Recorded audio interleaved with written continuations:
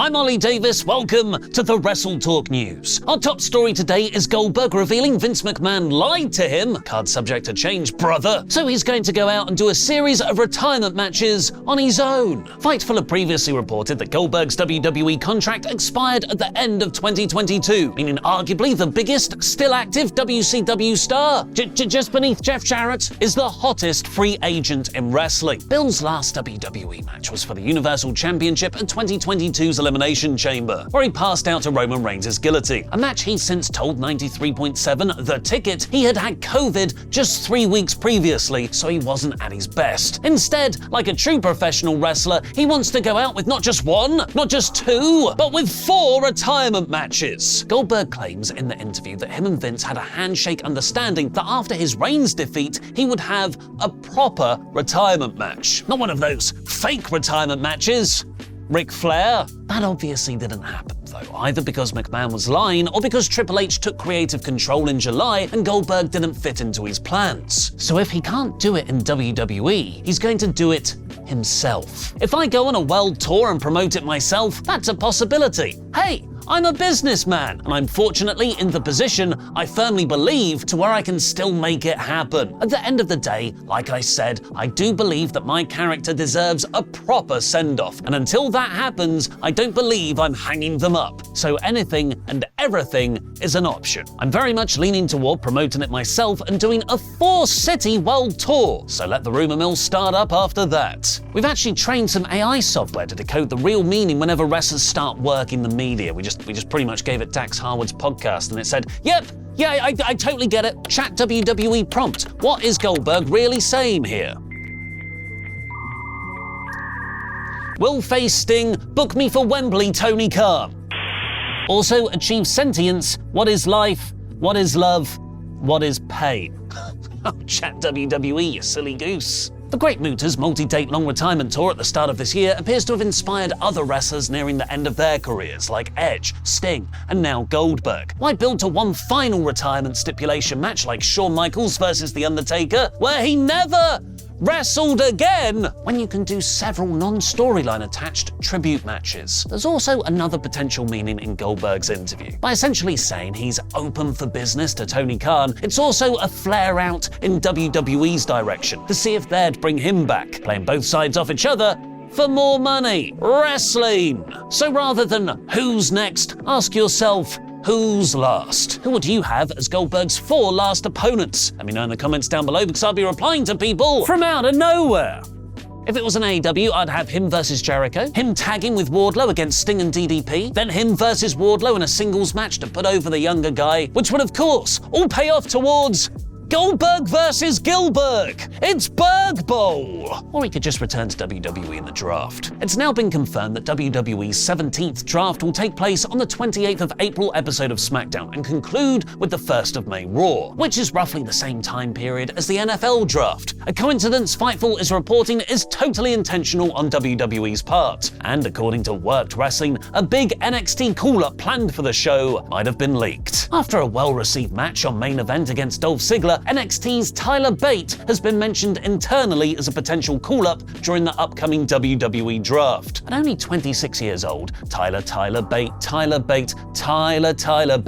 has already had 2 Meltzer-rated WWE matches of the year, with his NXT UK Championship match against Pete Dunne at TakeOver Chicago in 2017 earning 4 3/4 stars, and facing Gunther, then called Walter, at TakeOver Cardiff in 2019, breaking Meltzer's star rating with a 5 1/4.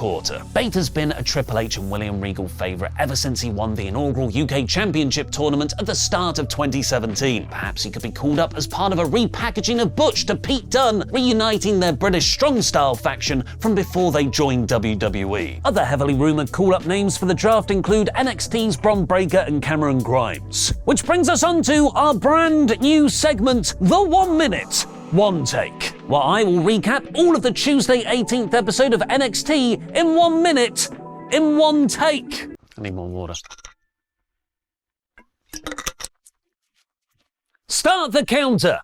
Gallus retain their tag titles against the Creed brothers and the Dyad, who are still on TV despite asking for their release 3 weeks ago. Dijak beat Apollo Crews as both men tried to look good for potential draft re-debuts, recall-ups, Stop it. Going back to the main roster, Noam Dar beat Miles Bourne, who, fun fact, looks exactly like Randy Orton. Brooks Jensen did that thing where your mate gets a new girlfriend and all of a sudden he starts dressing like a wanker. Heel Bron Breakker continued his Chase U feud, setting up a match against Duke Hudson. Indy Hartwell set up a women's title three-way between her, Roxy and Tiffany Stratton for Spring Breaking next week. Cora Jade beat Gigi Dolan. Wes Lee retained his North American title against Charlie Dempsey, then got jumped by Drew Gulak. Tony D booked a first ever trunk match against Pretty Deadly for next week. Mafia, and the main event had Grayson Waller mouth off against champion Carmelo Hayes ahead of next week's title match. Was that a minute? I don't know.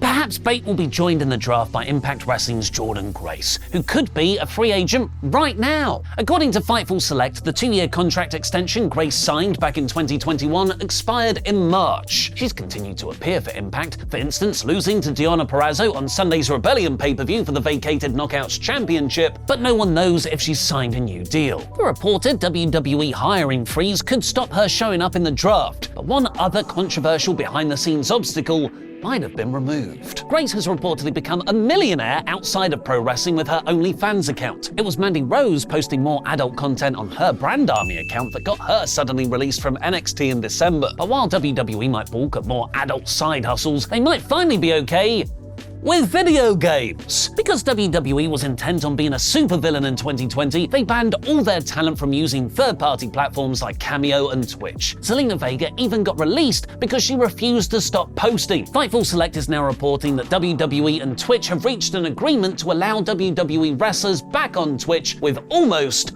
no restrictions. The only caveat is that if the wrestlers want people from other companies to appear on their shows, like if WWE's Xavier Woods wanted AEW's Claudio Castagnoli on Up Up Down Down, they must get clearance from management first. Talent are reportedly very happy with the deal, which will see revenue split 3 ways between WWE, Twitch, and the talent themselves. The vast majority of that revenue will go towards the talent and Twitch, implying WWE's cut is more of a low percentage commission take. It seems like a minor detail.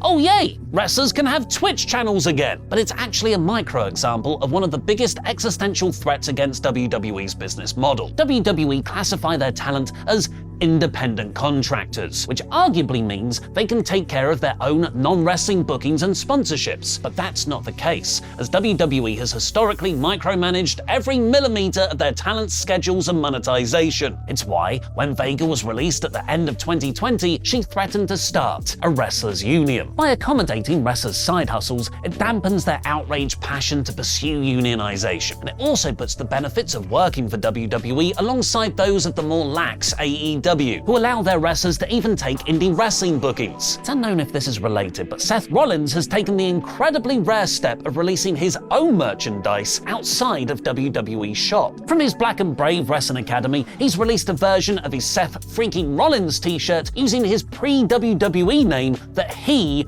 owns the rights to, Tyler Black. Could we see more WWE wrestlers start their own non-WWE ventures? Following speculation that Seth Rollins was upset with WWE after his Raw After Mania segment appeared to be cancelled while he was still making his way down to the ring, Fightful Select is reporting Seth and WWE have no issues with each other. And hopefully soon, we can say the same thing about Hangman Page and CM Punk. While a lot of the focus has been on Punk versus Kenny Omega and the Young Bucks because they beat up his dog, Hangman Page was actually the person who started it all, cutting a promo on Punk not being around one week that really offended him, and also confessing in an interview he's stubborn and doesn't take advice. Punk seemingly referenced this in his all-out media scrum, where he said there's an empty-headed idiot who has never done anything in the business, do public interviews and say, I don't really take advice, go yourself. He did nothing wrong. Now, with news of Punk's impending return, Hangman has seemingly tried to smooth things over the only way millennial cowboys know how: Instagram stories. The reports that I don't take advice have been greatly exaggerated, perhaps by no one more so than me. Advice and feedback, particularly from those who have come before, have always been and always will be welcomed and appreciated. My self-depreciating and dry insistence otherwise just comes from a place of being more personally interested in wrestling as an art than a sport. It would have been